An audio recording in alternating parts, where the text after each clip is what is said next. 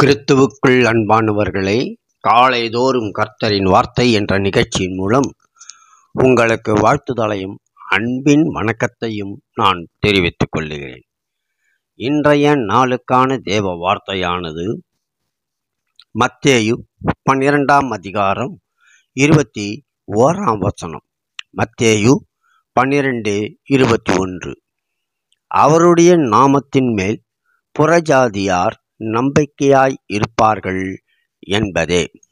இந்த வார்த்தையை குறித்து தியானிக்கின்ற வேளையிலே நாம் ஆண்டவரோடு உறவாடுகின்ற மக்களாக இருக்கிறோமா என்பதை குறித்து நம்மை நாமே ஆராய்ந்து பார்க்க வேண்டியதாக இருக்கிறது. இயேசு கிறிஸ்துவின் நாமத்தின் மேல் புறஜாதியார் நம்பிக்கையாய் இருப்பார்கள் என்பதே அவரை பற்றி சொல்லப்பட்ட தீர்க்க தரிசன வசனங்களுள் இதுவும் ஒன்றாகும்.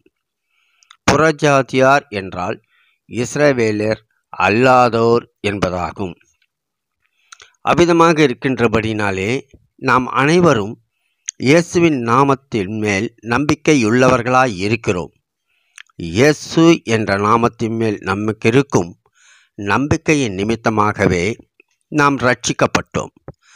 அவருடைய நாமத்தை பற்றும் விசுவாசமே இன்று வரைக்கும் நாம் அற்புதங்களை பெற்றுக்கொள்வதற்கு காரணமாய் இருக்கிறது என்பதை உணர்ந்து கொள்ள வேண்டும். தேவ பிள்ளையே, இயேசு என்ற நாமமே எல்லா நாமங்களுக்கும் மேலான நாமம். இயேசுவின் நாமமே இன்று வரைக்கும் அற்புதங்களையும் அடையாளங்களையும் செய்து வருகிறது.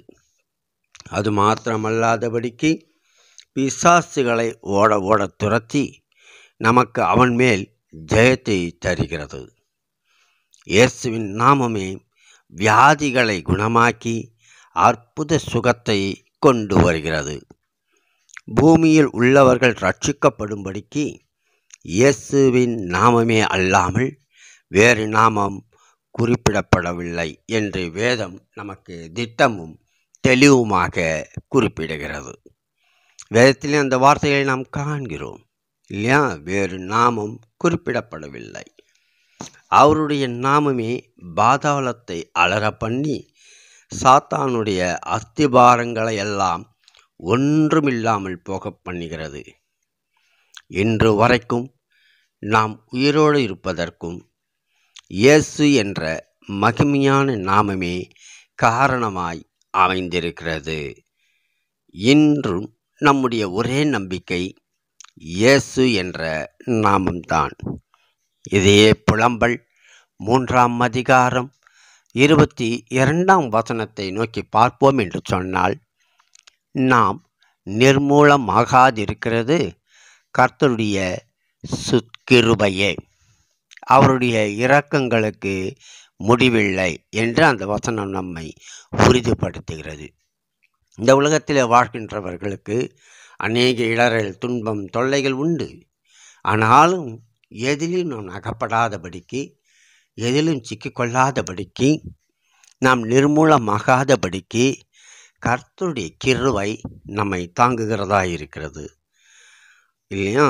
ஆனால் இயேசுவின் நாமமே அல்லாமல் வேறொரு நாமம் இல்லை. அது மேலான நாமம். தேவ பிள்ளைகளே, மகிமையான இயேசுவின் நாமத்தை நாம் பற்றி கொள்வோம். இயேசுவின் நாமத்தின் மேல் நம்பிக்கையாயிருப்போம். இயேசுவின் நாமம் நம்மை எல்லா தீங்குக்கும் பாதுகாத்து எல்லா தீமைகளையும் ஜெயிக்க வைக்கும் என்பதை உணர்ந்து கொள்ள வேண்டும். இயேசுவின் நாமத்திற்குள் அடைக்கலம் தேடிக்கொண்டோர் ஒருவரும் கெட்டு போவதில்லை. இதைத்தான் சங்கீதம் 46 முதல் வசனம் சொல்கிறது. தேவன் நமக்கு அடைக்கலமும் பலனும் ஆபத்து காலத்தில் அனுகூலமான துணையுமானவர் என்று சங்கீதத்திலே அழகாக தெளிவாக குறிப்பிடப்படுகிறது. எனவே நமக்கு எல்லா விதத்திலேயும் மகிமையாக ஆசீர்வாதமாக இருக்கும் இயேசு என்ற நாமத்தையே நாம் உயர்த்தி பாடி கொண்டாடி ஆசீர்வாதமாக இருப்போம். எனவே இன்று வரையிலும் நாம் நிற்பதும் நிர்மூலமாகாதிருப்பதும் இயேசுவின் சுத்த கிருபை என்பதை உணர்ந்து இயேசுவின் நாமத்தை உயர்த்துவோம். நாமல்ல, இயேசுவின் நாமத்தை நாம் உயர்த்துவோம்.